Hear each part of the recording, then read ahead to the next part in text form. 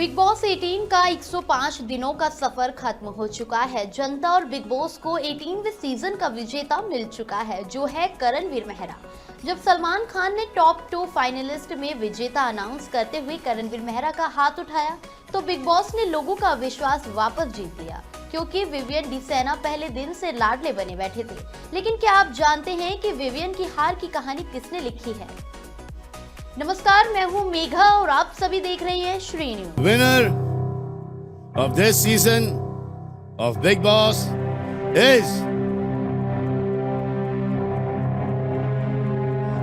Karan.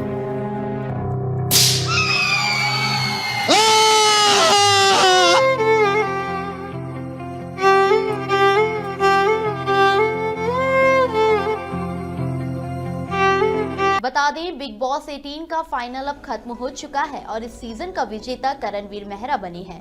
उन्होंने final में Vivian Dsena को हराकर शो की ट्रॉफी अपने नाम की।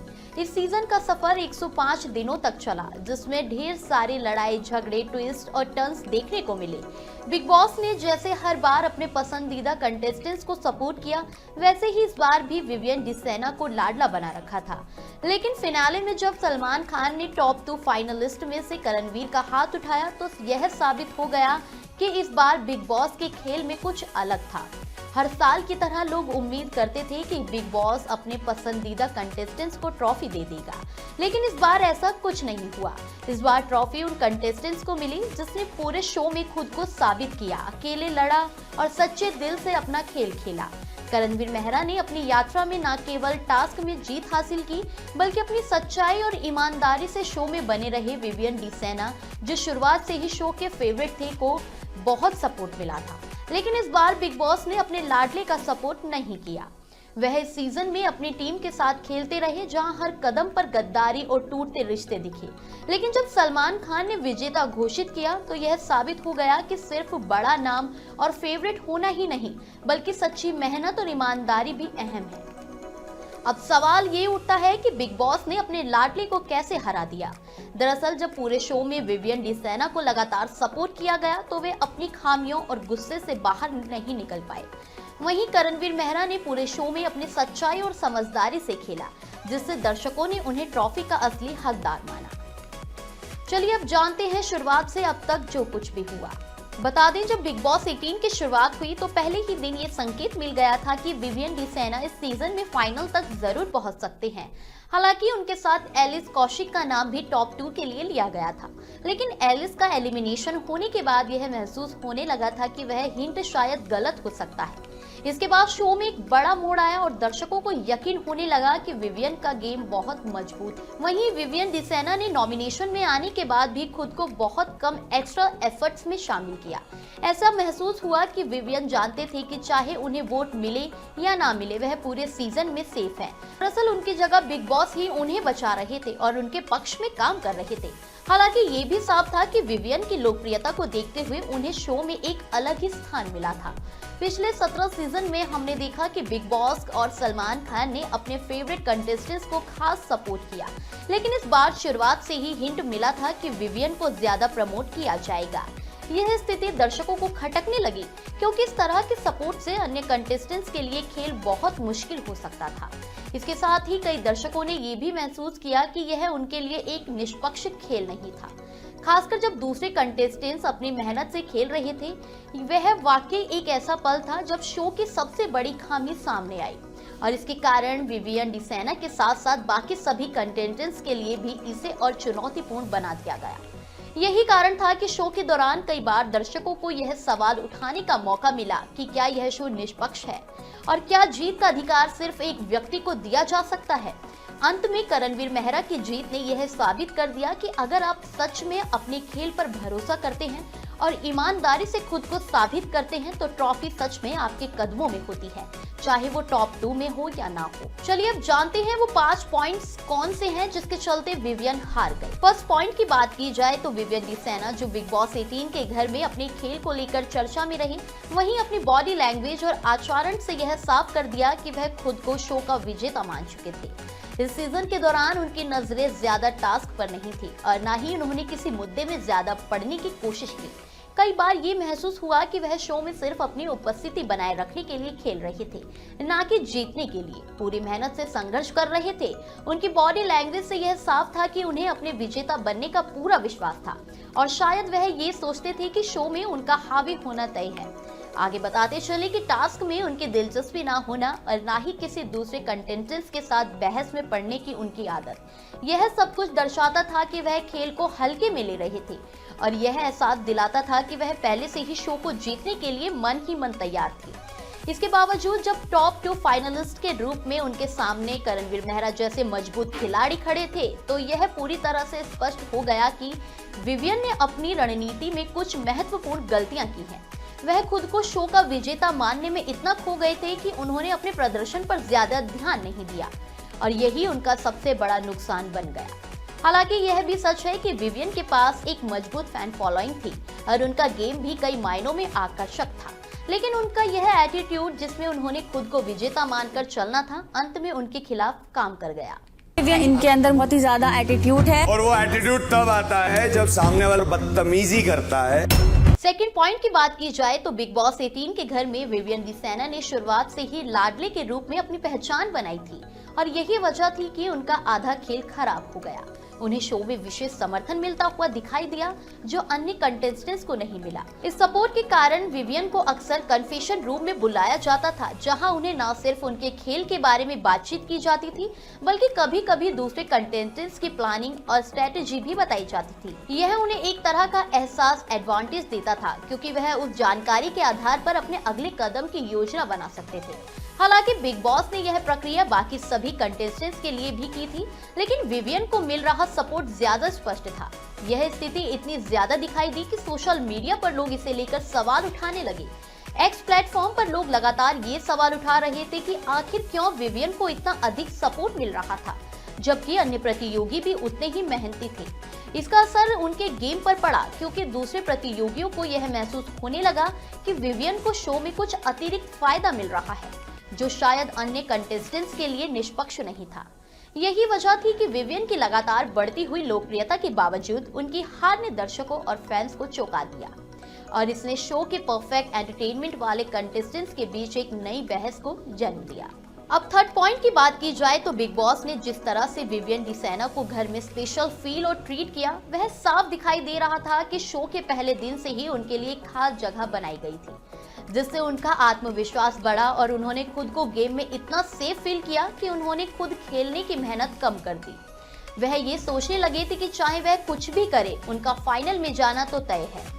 इस विश्वास के कारण वह कई टास्क में भागीदारी से बचते रहे और अपनी रणनीति के बजाय दूसरों के गेम को प्रभावित करने में ज्यादा ध्यान देने लगे। बता दें कि विवियन ने शायद ये समझ लिया था कि शो के निर्माता और सलमान खान जैसे मेकर्स उनके साथ हैं और उन्हें बार बार नॉमिनेशन से बचने का मौका मिलेगा। इसके कारण उन्होंने अपनी रणनीति को और मजबूत करने की बजाय आरामदायक गेम खेला। वह इतना सेफ जोन में चले गए थे कि उन्हें लगता था कि किसी भी स्थिति में फाइनल का टिकट पक्का है। ऐसा लगता था जैसे वह खेल के मुकाबले इस बात पर ज्यादा विश्वास कर रहे थे कि उनके लिए बिग बॉस का गेम पहले से तय है और इसलिए वह अपनी फिनाले की यात्रा को लेकर आश्वस्त थे। हालांकि यह उनके खेल को प्रभावित करता गया और अंत उनके विजेता बनने की संभावनाओं को कमजोर कर दिया, क्योंकि जो कंटेस्टेंट्स खुद से खेलते रहे और अपनी पूरी मेहनत दिखाते रहे, वे फाइनल तक पहुंचने में सफल रहे। फोर्थ पॉइंट की बात करते हैं। बता दें कि शुरुआत में विवियन डिसेना ने बिग बॉस 18 के घर में खेलने में कोई खास दिलचस्पी नहीं दिखाई और यही वजह थी कि वह जनता की नजरों में धीरे धीरे चढ़ने लगे। उनका ना तो किसी टास्क में खासा उत्साह था और ना ही घर में किसी मुद्दे पर अपनी राय खुलकर रखते थे। इस रवैये ने बिग बॉस पर सवाल उठाने की शुरुआत कर दी और जनता में यह सोचने की प्रवृत्ति बन गई कि क्या वह सच में शो के हकदार हैं। इससे शो की टीआरपी पर भी असर पड़ा क्योंकि दर्शकों को यह महसूस होने लगा कि अगर कंटेस्टेंट्स अपने रोल में गंभीर नहीं हैं, तो शो की रुचि भी कम हो सकती है। फाइनल तक आते आते विवियन ने अपना गेम प्लान शुरू किया, लेकिन उनका तरीका थोड़ा अजीब था। जो खेल वह खेल रहे थे वे अक्सर बिना किसी स्पष्ट रणनीति के नजर आता था। दर्शकों ने उनके टास्क में किए गए कामों पर सवाल उठाए और कहा कि वह अपनी शक्ति का सही इस्तेमाल नहीं कर रहे हैं। आगे बता दें कि टास्क में उनकी भागीदारी के बाद कई बार ऐसा महसूस हुआ कि वह सिर्फ शो में बने रहने के लिए कुछ भी कर रहे थे। जबकि बाकी प्रतियोगी अपने खेल में ज्यादा मेहनत और रणनीति दिखा रहे थे। ये भी आरोप लगा कि विवियन को शो में उनके कनेक्शन और स्पेशल ट्रीटमेंट की वजह से अधिक सपोर्ट मिला, जिससे उनकी सफलता कुछ हद तक टेढ़ी हो गई। दर्शकों का कहना था कि यदि वह शुरुआत से ही पूरा ध्यान अपने खेल पर लगाते तो परिणाम अलग हो सकते थे, लेकिन उनके इस निष्क्रिय रवैये ने उन्हें फाइनल में लाकर यह साबित कर दिया कि हर खिलाड़ी को अपने खेल पर फोकस करना जरूरी होता है, क्योंकि केवल दिलचस्पी ना दिखाना ही एक जरूरी जीत का हिस्सा नहीं बन सकता। अब लास्ट 5th पॉइंट की बात करते हैं। बता दें, विवियन डिसेना कलर्स के लाडले कंटेस्टेंट्स रहे हैं, तो उनके साथ कुछ खास प्राथमिकताएं मिलना तो लाजमी था, लेकिन फाइनल में कुछ समय पहले जब फैमिली वीक का आयोजन हुआ तो विवियन की पत्नी को बार बार घर के अंदर बुलाया गया और विवियन को समझाया गया। यह दृश्य दर्शकों को बिल्कुल पसंद नहीं आया, क्योंकि ऐसा प्रतीत हुआ कि विवियन को अन्य कंटेस्टेंट्स की तुलना में अधिक स्पेशल ट्रीटमेंट मिल रहा था। जहां अन्य कंटेस्टेंट्स की फैमिली सिर्फ एक बार घर के अंदर आई थी, वहीं विवियन की पत्नी को बार बार घर के भीतर बुलाकर उन्हें समझाया जा रहा था, जो कि कुछ हद तक भेदभाव जैसा लग रहा था। सोशल मीडिया और दर्शकों के बीच इस पर काफी आलोचना की गई और बिग बॉस पर पक्षपाती होने का आरोप भी लगाया गया। यह पूरी स्थिति ऐसी थी कि विवियन को अपनी पत्नी से बार बार मार्गदर्शन मिल रहा था, जबकि बाकी प्रतियोगी इस तरह के सपोर्ट से वंचित थे। दर्शकों ने इस शो के साथ अनफेयर ट्रीटमेंट मानते हुए सवाल उठाए कि क्या वाकई इस तरह की विशेषता और सपोर्ट केवल एक ही कंटेस्टेंट्स को दिया जाना चाहिए। इस पर जनता का गुस्सा और टीआरपी पर इसका असर दिखा, क्योंकि कई लोग इस पर असंतुष्ट हो गए थे। अब जानते हैं कि विवियन को बिग बॉस ने कैसे हराया। बिग बॉस के पिछले सीजन में विवियन डिसेना को जिस तरह से एक्स्ट्रा सपोर्ट मिला, उसे लेकर कई सवाल उठे। ये साफ नजर आ रहा था कि बिग बॉस और चैनल ने विवियन को एक स्पेशल ट्रीटमेंट दिया, चाहे वे वोटिंग हो, नॉमिनेशन हो या फिर फैमिली वीक में बार बार उनकी पत्नी को बुलाया जाना। हर कदम पर उनके पक्ष में एक अनकहा समर्थन था। दरअसल यह पूरी प्रक्रिया दर्शकों के लिए संदिग्ध बन गई, क्योंकि शो के संचालन में इतना भेदभाव साफ तौर पर दिखने लगा था। किसे कितने वोट मिलते हैं, किसे बाहर करना है और किसे शो में रखना है, यह सभी बातें बिग बॉस के निर्णय पर निर्भर करती है। हालांकि विवियन डिसेना के मामले में यह पूरी तरह से महसूस हो रहा था कि बिग बॉस ने उनके लिए लड़ाई लड़ी थी, जैसे उनके वकील खुद बिग बॉस हो। विवियन शायद इस स्थिति को समझ चुके थे और उन्हें यह एहसास हो गया था कि उन्हें अब गेम खेलने की जरूरत नहीं है, क्योंकि उन्हें हर मोर्चे पर सपोर्ट मिल रहा था।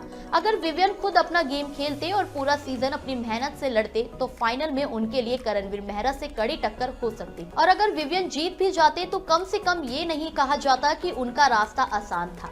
उस स्थिति में यह स्पष्ट होता कि उन्होंने खुद सीजन को खेला और अपनी मेहनत से जीते, तब उनकी जीत पर किसी का सवाल नहीं उठता। चलिए अब आपको बताते हैं कि विवियन को बिग बॉस ने क्यों नहीं जिताया। बता दें कि बिग बॉस पर पिछले कई सालों से लोगों ने कई सवाल उठाए हैं। दर्शकों का मानना है कि शो में अक्सर डिजर्विंग कंटेस्टेंट्स को नजरअंदाज किया जाता है और फाइनल में हमेशा ऐसे कंटेस्टेंट्स को जीत मिलती है जिनकी सोशल मीडिया पर बड़ी फैन फॉलोइंग होती है या फिर जिनकी जीत से चैनल को फायदा होता है। ऐसे में जो कंटेस्टेंट्स पूरे सीजन अच्छा प्रदर्शन करते हैं वे फाइनल में पीछे रह जाते हैं। इस वजह से बिग बॉस पर जनता का विश्वास धीरे धीरे कम होता जा रहा था। शो को लेकर दर्शकों की उम्मीदें घट रही थी, लेकिन इस बार बिग बॉस के पास खुद को साबित करने का एक बड़ा मौका था।